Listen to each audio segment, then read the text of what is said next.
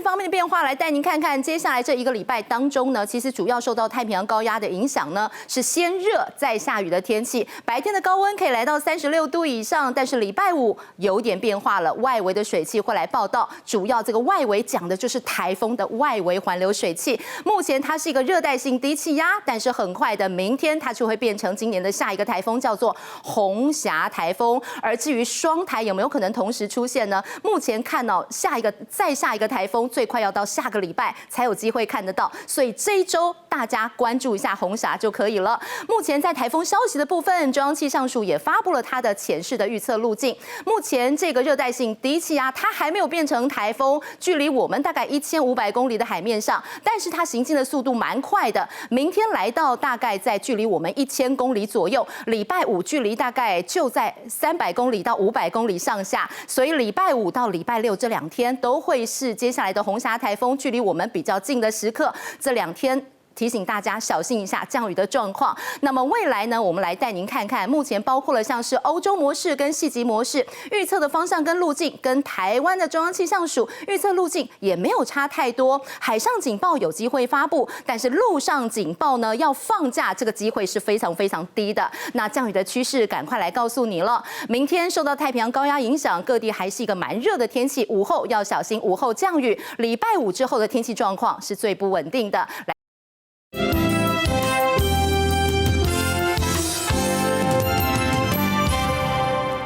好，到了今天准气象时间，赶快来带您看看未来几天的一个天气变化哦。简单先告诉大家，未来这一个礼拜当中呢，主要的天气变化是先炎热再下雨哦。热会热到一个什么程度呢？很多地方的温度都有来到35度、36度以上，甚至还出现了极端的高温，37度到38度。那么这一周的后半周，主要是从礼拜五开始，即将会是一个分界点，外围的水汽会增加。什么外围的水汽呢？那就是台风的外围环流的水汽，所以先炎热再下雨。礼拜五的晚上开始呢，这个台风的外围水汽就会来了。不过它还没有变成一个台风。中央气象署发布了这个热带性低气压的消息，也就是接下来这个热带性低气压很快的就会变成下一个台风，叫做红霞台风。听到这2个字，大家觉得有印象吧？上个礼拜的时候，我们也在讲说有一个热带性低气压即将变成红霞台风，但是上一个热带性低气压呢，很快就死掉了，所以红霞这2个字上周没有用上。那么红霞接下来就有机会，明天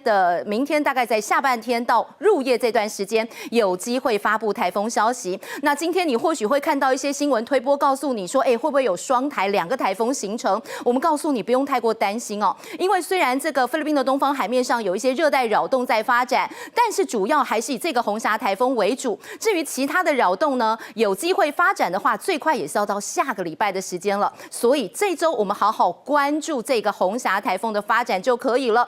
那红霞台风到底怎么样来走呢？我们赶快来看看目前中央气象署给的这个潜势预报的路径。现在它还是一个热带性低气压，不过它的行进的动向算是还蛮快速的，1个小时的时速来到26公里左右。现在在距离我们1500公里的海面上，很快的到明天礼拜4的时候，就距离我们来到大概1000公里左右了。礼拜五的时候呢，就来到了菲律宾北边吕宋岛北边的海面，从巴士海峡这边过。所以如果以它这样的行进动向来讲的话，礼拜五跟礼拜六这2天是距离我们最近的。那很快明天礼拜4的入夜这段时间，中央气象署就会发布它变成一个台风。那有机会海上台风警报也会同时发布哦，因为它的外围的这个暴风圈呢，目前看起来通过台湾的机会不高，但是外围的暴风圈有机会通过我们的海上的这个海域的警报线，所以到时候一旦通过的话，就有机会在提前24小时发布它的海上台风警报了。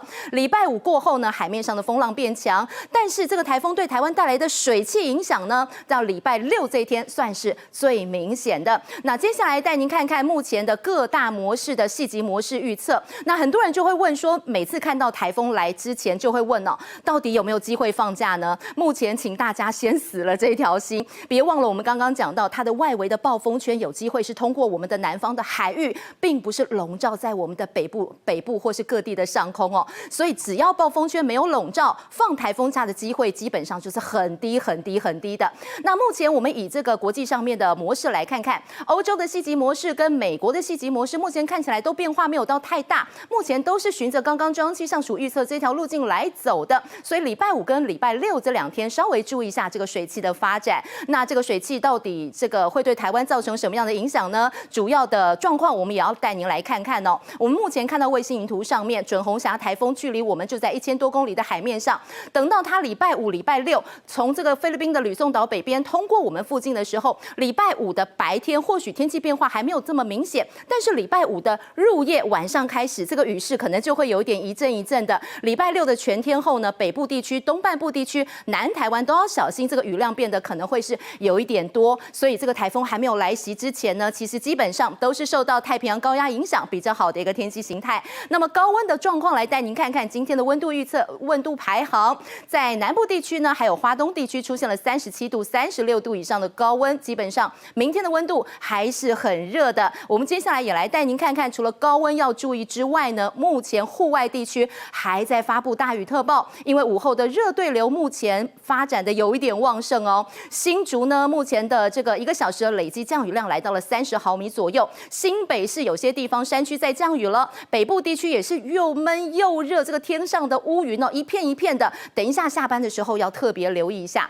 那么未来几天的降雨期趋势呢？当然要来带您看看。今天入夜之后，这个午后热对流主要就会缓和下来了。那明天以后的天气状况呢，主要要锁定在山区为主哦。明天以后的降雨趋势来带您看一下，主要就是白天的温度很高，那么在午后的雷阵雨的方面是有机会的。明天礼拜四，山区的附近北部、中部跟南部都要小心。礼拜五台风的外围环流就会来影响了，北部地区像是基隆北海岸啦、宜兰跟花东地区，还有南台湾会从礼拜五的入夜开始出现一些间歇性的降雨。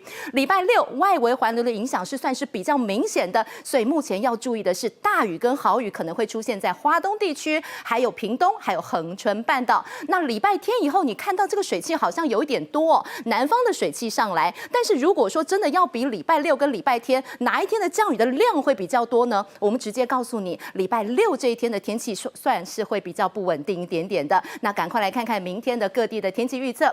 北台湾还是有30%的降雨机会，主要以午后的雷阵雨为主，高温各地都是在35度、36度左右。小叮咛还是要提醒大家，因为台风接下来明天就有机会发布它的海上台风警报，所以呢，在这个风浪的部分要注意海上警报发布的时间。那今天跟明天这一天还是要注意午后的山区午后雷阵雨。好，8位台风的伤痕还没有平复呢，新台风恐怕又要来雪上加霜了。就在苗栗县的南庄乡通往石壁还有鹿场部落，有多处道路受到严重的塌方。拿着绳索，脚踩在松动的石块上，一边向对面的人挥着双臂，一步步艰难前行。苗栗南庄鹿场部落3里1农路严重坍方，族人仅靠简易流笼运送物资，更在山壁开出险峻步道，只能靠绳索穿梭。而回想起坍方当时，依然心有余悸。轰隆隆隆这样子啊，你自己会怕，很像会。你现在看这样很像很小，其实你要靠近的是一大片这样，对啊，很可怕啦。了解。由于这条路段是当地田氏运销的生命线，相关单位随即展开灾后复健。沿路上也是蛮多落石坍方的状况，也有清出一条到路场上的路，只是两侧还有清出来堆积的沙砾土还是要来清除。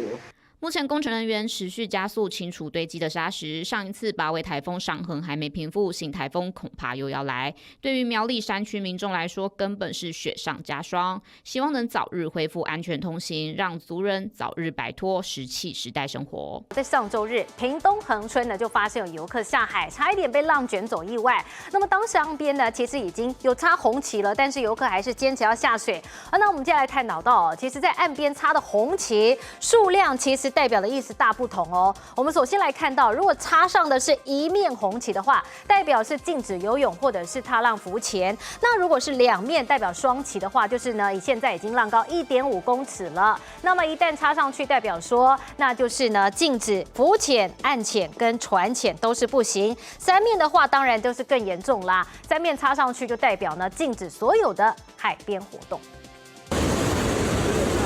一个浪花打来，打中救生员与游客在海上载浮载沉的情节。救生员死命拉着游客，不怕大浪来袭，抢救差点被卷走的游客。不过，这并不是这个月的第一起救援案例。这是第4个，其中还救过2个外国小朋友。尊重一下，不要再插红旗，就不要再下水了。原本还在岸边巡逻，陈姓巡逻员发现这一幕，设法抢救在海里面体力透支、不断呼救的游客。这起救援案件发生在19号屏东恒春白沙海域，尽管岸边插着警示的红旗，却还是有游客偷偷下海游泳。